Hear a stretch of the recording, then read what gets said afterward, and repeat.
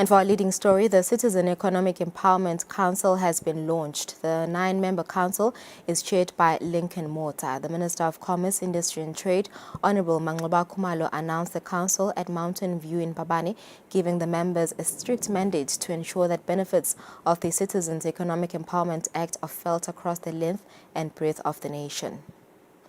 The chairperson is Mr. Lincoln Mota. Number 2, Mr. Mluleki Dlamini, our Director of MSME. Number 3, Dr. Tandiwe Hlajwago. Number 4, Mr. Fanele Mashwama. Number 5, Ms. Sakile Zibanze. Number 6, an entrepreneur of note, Mr. Msuthu Masilela. And then Guna Mr. Daventle Dlamini from the Ministry of Finance, Sna Babe Muzi Dlamini, Ms. Tulisile Dlala. The Council will serve as the guardian of our economic empowerment agenda, a catalyst for change and a beacon of hope for all medium, small and micro enterprises in the land. The role of the Citizen Economic Empowerment Council is multifaceted and, as I've said, crucial. It will oversee the implementation of the Act, monitor progress, and ensure the objectives of the Act are met in totality. The Council will act as a bridge between the government, the private sector, civil society, fostering collaboration and ensuring that all stakeholders are aligned in their efforts to empower citizens economically. The Council's mandate include the development of strategies and programs to support MSMEs, advocacy for policy reforms, and the creation of an enabling environment for businesses to thrive. The chairperson of the council, Lincoln Mota, was not present during the announcement due to other business commitments as shared by the minister. The Director of Small and Medium Enterprises, Mluleki Dlamini, who is a member of the council, gives a highlight of some of the things that will take priority as they take office for the next 5 years. The first point will be just to understand in terms of in procurement, how many are they and in what sectors, so that we are able to then now, during the development of the regulations, ensure that these sectors are reserved for locals, Eswatini. So it won't end. They will also be looking at youth participation and women in business, whereby we will understand the scenarios and be in a position to then advise, and then after that also influence the regulations. Once the regulations have been developed, they will then go through the parliamentary process for approval. I hope in the next 2 to 3 months they should be ready. The Minister of Commerce, Industry and Trade, Honorable Mangxoba Khumalo, has said the Citizen Economic Empowerment Act and the empowerment of micro, small and medium enterprises depends heavily on the active participation and support of all stakeholders. For First Big Market View, Nelson Dlangamanda, Vumingosi Nzinisa, Mbabane. Close to 60 women from different constituencies have been given skills on producing alternative renewable energy by the Women in Trade and Development with the support of the United Nations Development Programme. Director of WITAD, Sebenzile Dlamini, says the training will ensure that the women run sustainable businesses, reducing the operating costs. The aim is to introduce gender equality in power generation and access to power in the country, because we have realized that there is still energy poverty in Eswatini. That means that some proportions of the population are still not able to access electricity through the main grid reliably, safely and cost effectively. So the goal is to ensure that women, in particular in rural communities, are able to access alternative energies, for example, solar power, biogas, hydropower, and the aim is so that they are able to either generate it and commercialize it by supplying their communities and or businesses, and then they also learn how to use energy efficiently in their own businesses so that they can cut the costs. UNDP is planning to conduct a pilot project following the training that started in 2023. So now that the women have been fully appraised on what it entails to set up a biogas digester, for example, and to set up a solar power station, they are now in a position to decide which of these alternatives are they most likely able to plan for and, expend their energies toward. The Chinese say they believe that the knowledge they have attained will be instrumental in taking their businesses to the next level. They believe that having skills for producing renewable energy will help them save on operating costs as they will not be buying electricity. Basibomake nje bakule sigodi sasebulimeni sisenkingeni lenkulu kakhulu ngenzaba ukuthi siyitegesi kule sigodi lesakhe kuso. Lesikwendako la ndzaweni siyalima umbila kakhulu. Kulinywa umbila welifutho phindze kulinywa umbila wegaywa. Sizama kwenda ibhizinisi. WITED has given assurance to handhold the small and medium enterprises through the journey of producing their own alternative renewable energy. For First Big Market View, Spiro Samikininza, Nelsi Wendlangamandla, and Vumkosi Nzinisa Mbabane. All right, it's 8 minutes after 2, and that's it for our business news. After the break, First Big CEO and Sibonkosi Pia from Eswatini Bank join me.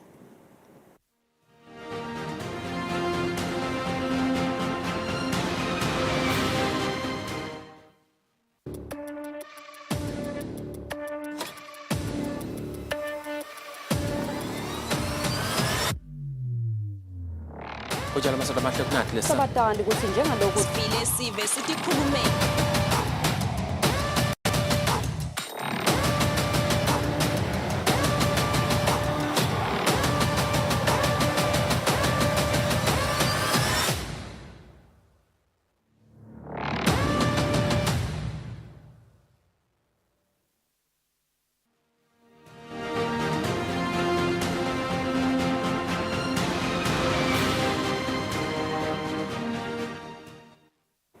Welcome back. Thank you for tuning in. This is First Big Market View. Thank you for tuning in. Today on the program, as I said, we'll be joined by First Big CEO Bensi Milane and Sibonkosi Pia, who is a banker from Eswatini Bank, to unpack one of the solutions regarding the financing of businesses, since one of the main pillars of First Big is funding and investment. A very good afternoon and welcome, gentlemen. CEO, welcome to the program once again.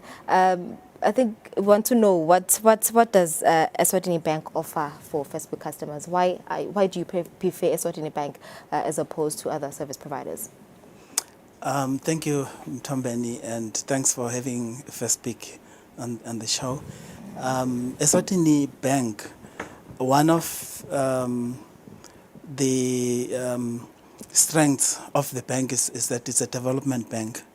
Hence, they have the small business person in mind, and they do have solutions that can assist a small business person. Therefore, we felt that Eswatini Bank is much more relevant in our case. So hence, they are one of our key stakeholders. Yeah. All right. So, Sibonkosi, you deal with a lot of clients each and every day. You're a business banker. What do you offer SMEs? What is so special or unique about your funding investments? Okay, thank you very much. Thanks, Lulu. It's good to be here. Always wonderful to be here to share insights on access to finance. SMEs, as we may all know, it has been said over and over again, SMEs are a very critical player when it comes to economic growth. Because, you get two elements from SME development. You get economic growth and you get a reduction of unemployment. So you're hitting two birds with one stone when you focus on SME development. So as a bank, what we do is we have a fully fledged business banking unit that takes care of business banking needs for SMEs. Now, depending on the level of the SME, as we may know, small, medium enterprise, there are different needs for different SMEs. One SME may need professional advisory. One SME may need investment advisory, investment accounts, business accounts. But when it comes to, they all have one thing in common. They all need financing at some point. Exactly. Sure. So what we have a wide range of products when it comes to business finance. In particularly, maybe the one that we are currently exploring with First Big will be the small scale loan guarantee scheme, which is a guarantee fund that secures the funding that's obtained from the financial institution, which is our bank. So what happens is it must be very clear that this fund is merely a guarantee fund. Yeah. So maybe if I can get a few seconds to just explain that. So a guarantee fund works like this. I get to borrow you the depositors' funds. Every bank operates on depositors' funds. Yes, we're a development bank, but at the end of the day, we still are in business as well. So we lend money based on our depositors' funds. And our depositors' funds have entrusted us with these funds to secure these funds. So we practice something called secured lending. So that's when the problem comes in, that most SMEs, you find that they don't have security. And then so the government of this country said, no, let's have a guarantee fund to back up the loans, which when they meet the bank's requirements. And then the only problem is security. Then we can tap into the guarantee fund. Okay. So it covers up the loan facility, but the funds still are derived from the depositors' funds from that financial institution. Okay. Yes. So coming back to you, Mr. Similane, SMEs are regarded as a critical sector, and government has always emphasized that we need to support them and also ensure that their businesses are sustainable. Why is financing a crucial feature in business? Financing is crucial in business because it keeps the business running. If I can make an example, you can have the most beautiful car with all the features you want, but if it doesn't have fuel, it will not run. Yeah. So if the finance is not there, chances are the business will fail to take off. Hence, it's critical that the SMEs are supported in that regard. Okay. Yeah. So what options do businesses that are under FESPIC, what options do they have? Does it depend on the stage of their businesses, of the funding that they require? Yes, it depends on the stages where they are. You could have a business person who is just starting, who would probably require a startup financing. You could have a business that requires refinancing. You could have a business that just requires financing for procurement, special procurement. So it varies from one business to the other. Yeah. Hence, at that stage, we normally recommend that they sit one-to-one with the bank. So how sustainable are their businesses? How often do they require, loan investments with Eswatini Bank? It's Quite often. Oh, yes. Yes, it's something that they need almost on a regular basis. All the time? Yeah, on a regular basis because it keeps the car running. It keeps the business running. Yeah, from what Mr. Similane said, as Bonkos, does Eswatini Bank offer like trainings to SMEs on financial literacy? As you just said, they do require, loan investments quite often. Unfortunately not. On the training part, we'll have to leverage on our existing partners, like FESPIC, who would encourage FESPIC as an institution to train their beneficiaries on various business components because at the end of the day, we are dealing with money and that's our main service. And that's what our banking license provides us to do, allows us to do, So we'll have to leverage on our existing partnership with the various stakeholders to actually ensure that the business person receives that kind of training. And also from a business banker's perspective, we have an extra service, a value-add service called professional advisory. So when you sit down one-on-one with that SME, and then you actually dive deep into their business through a relationship banking model, and you get to understand that this is where the bank can come in and help. And we are more solutions driven than product pushing. So you don't just come to me and say, I need a loan, yan. I may come and tell you, you don't need a loan. What you need to do is you need to stop withdrawing the money.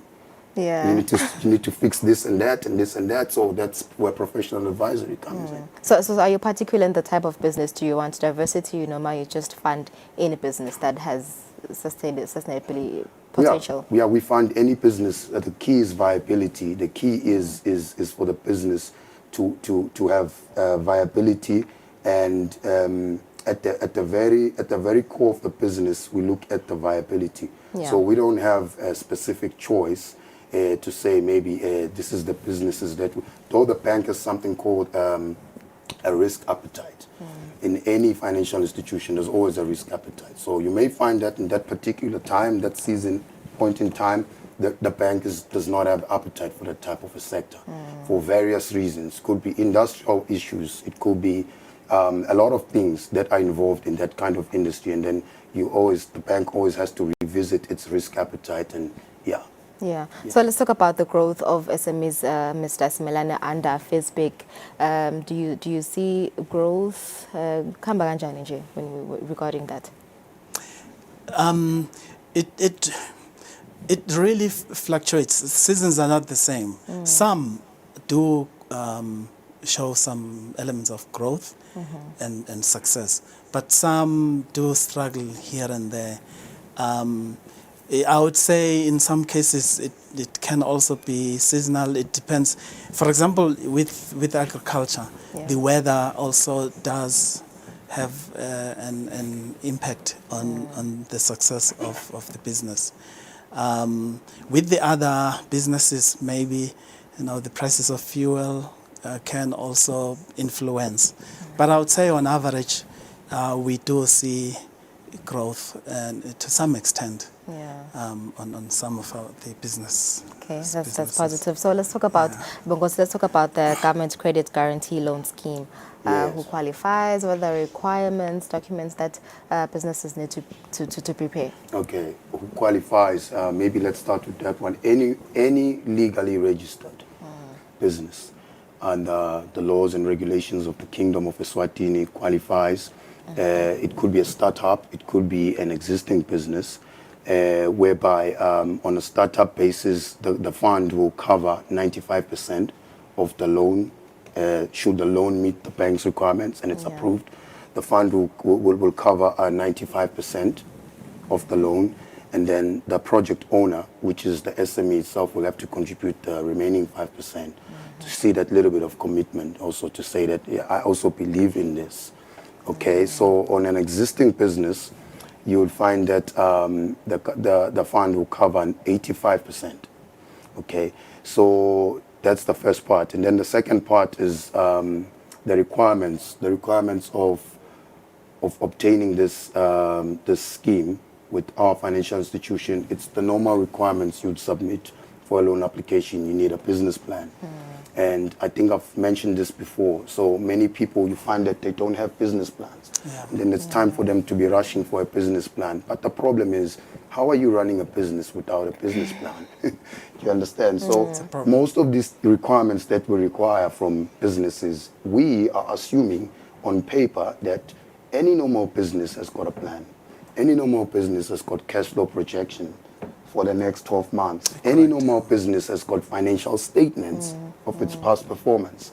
So it's not that we're asking for an arm and a leg. We require, basically, those are the things we require.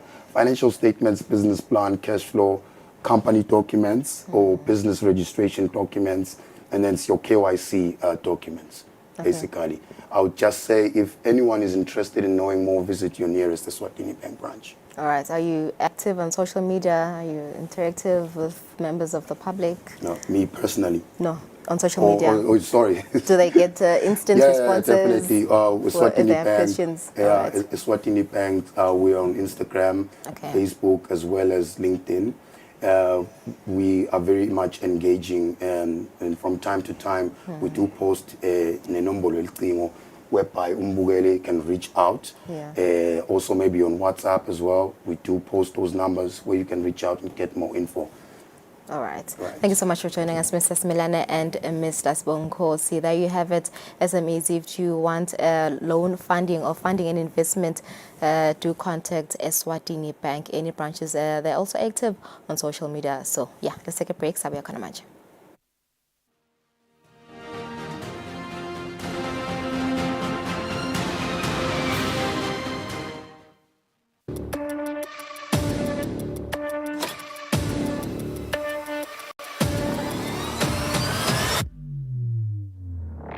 Ujala masoda mahle kunathi lesa. Sabatandi ukuthi njengaloku sivile sive sithi khulumeni.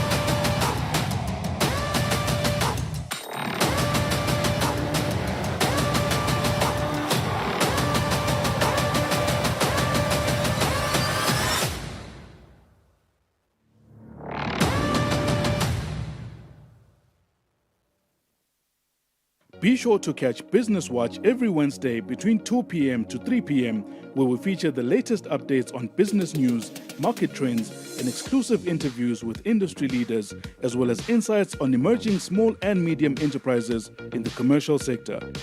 Business Watch, your business leader.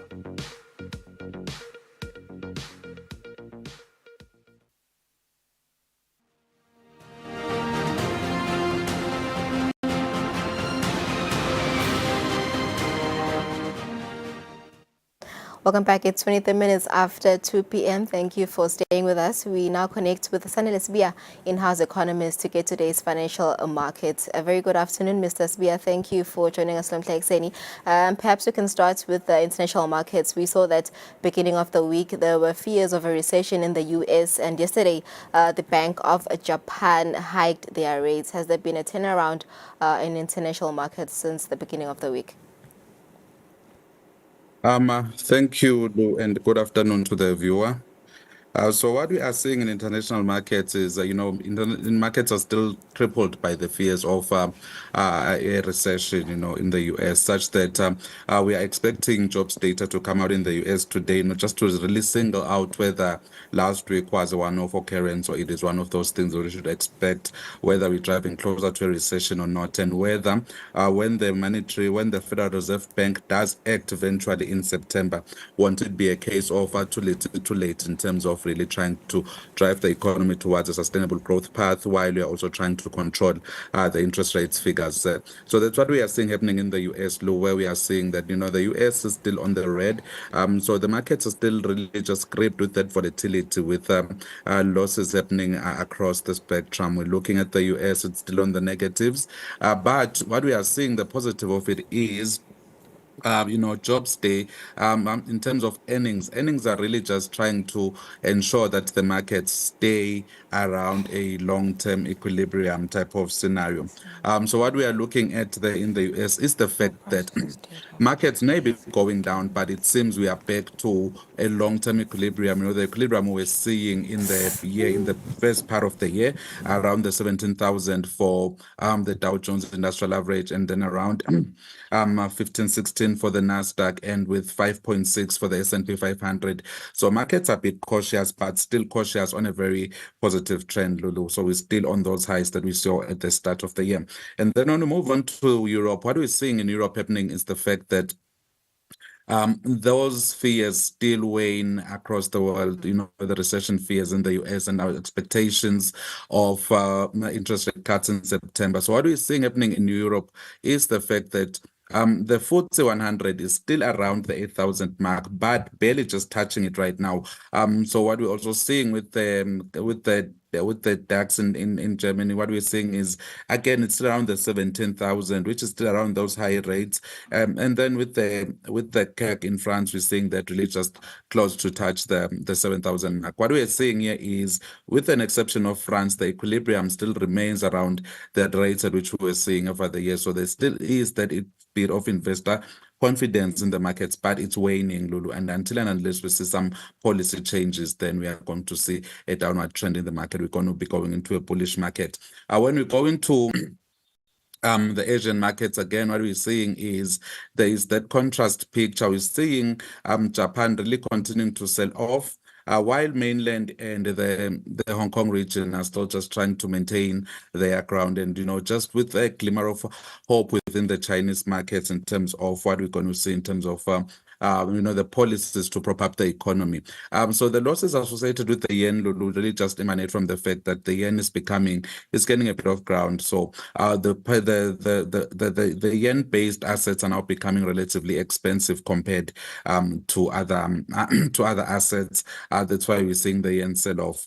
But we do expect that to stabilize as we come into a new equilibrium, because the fundamentals in Japan remain to be stable. Then coming into South Africa, Africa, what we are seeing there is, yes, again, we are still in that very high region. But though there are some signs of caution and some selling off as we are waiting for that jobs data to come out of the US, signaling how the jobs market is performing this in the month of July. So markets are a bit cautious, but what we like about markets is they are cautious, but still they show that bit of optimism, Lulu. So maybe if we move into commodities, what we are seeing with commodities now is, the fears of a retaliatory strike in the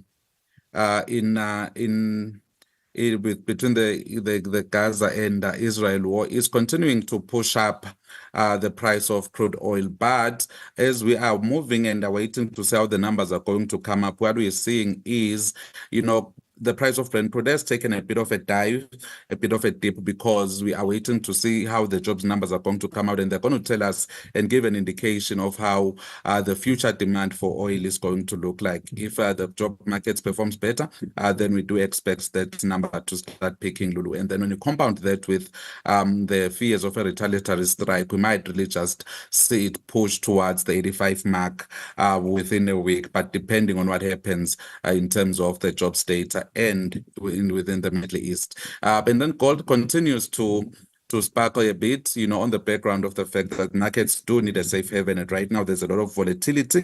If you're looking at the way we've seen stocks moving from a high to a low, we've lost like 10, 12% across all major stock exchanges, only to gain those back again. So when markets are that volatile, people tend to hedge towards, your precious metals and bonds. And then when we come into currencies, what we are seeing is the domestic currency has actually become weaker, continues to become weaker across the board. That's purely because right now, most of the factors that are leading to this weakening of the currency are the major international movements that we are seeing. One of them being the jobs data.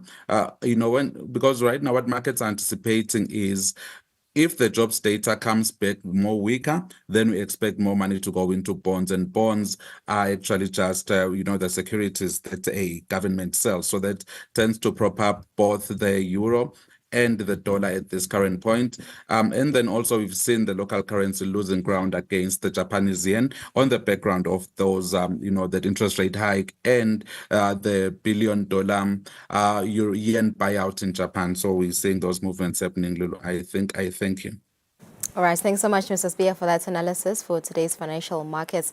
And that's it for our program today. It's 29 minutes after 2 p.m. We've come to the end of First Big Market View. If you've just joined us, worry not, you can still watch this episode on our YouTube page, Eswatini TV. We'll see you on Monday at exactly 2 p.m.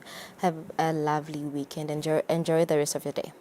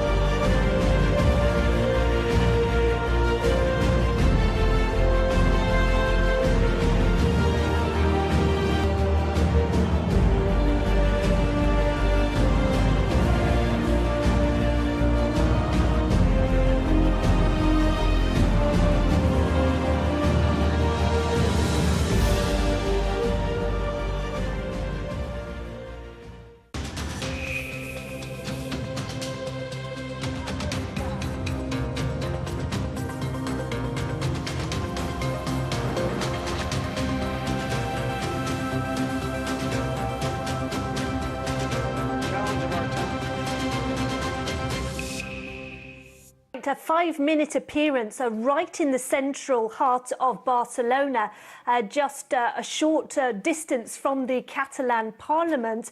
And somehow he's managed to give the police who were there surrounding the parliament the slip. Now we understand that a member of the local police force, as they're known, the Mossos, has been arrested, and the local media say he is suspected of having used a car and lent a car and helped Carlos Puigdemont leave Barcelona. Basically, the reports are that there were 2 cars waiting near to that stage. One of them a white off-duty Mossos car, another one a black car with Dutch license plates. These are unconfirmed reports, but Carlos Puigdemont has gone.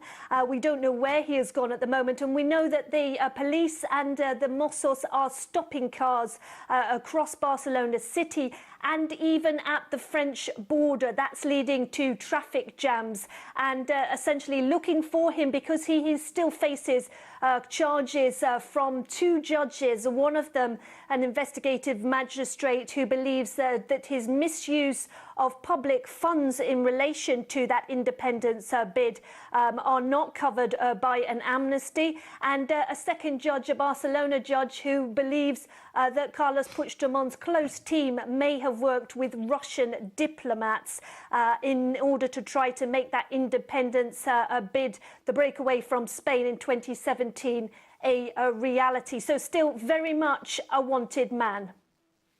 Sarah, why did he come back to Barcelona in the first place if he knew he risked arrest?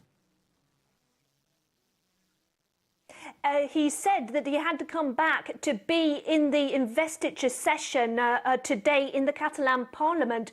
We have seen that Salvador Illa, the Catalan socialist, he wants to form a majority and to start a government. There were elections in May, and the Catalan people are still without